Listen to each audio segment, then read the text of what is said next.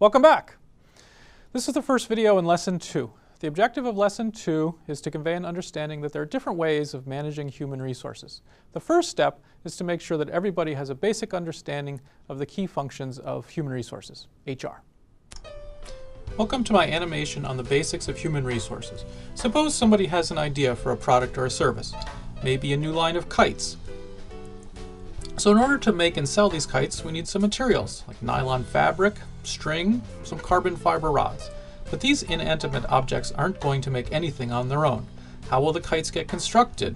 We need people. How to market and sell them? We need people. How to collect revenue and pay expenses? We need people. How to deploy these people? We need more people. So human resources is critical to any organization. The first HR task is to figure out what work needs to be done and how to break this work into effective jobs. So we can start with a workflow analysis to determine the business processes that need to be completed. Then HR does a job analysis to figure out how to construct jobs to complete these required business processes. Suppose there are some production tasks like measuring and cutting. Maybe there's some business tasks that need to be completed in terms of accounting or inventory management or accounts receivables. And so we need to figure out these tasks and then put them into sensible jobs. So maybe in this small organization we put these production tasks together into jobs and these business tasks together into a job.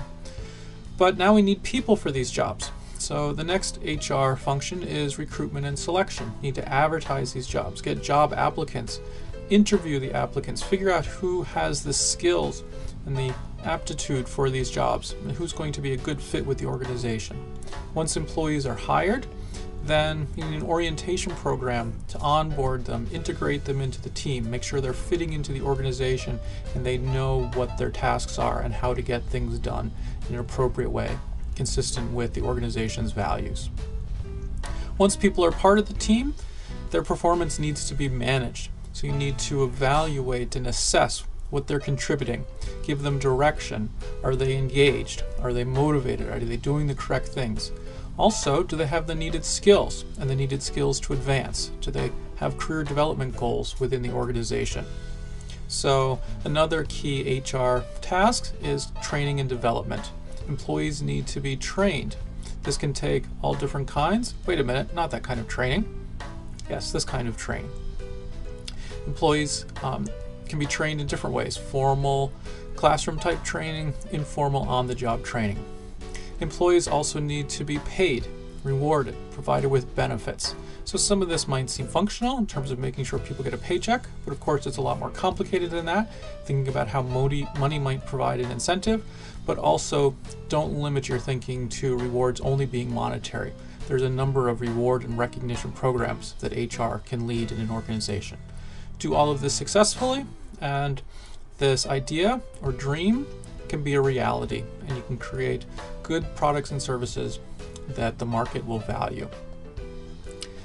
Now, there's also some specialized HR roles that also take place in organizations.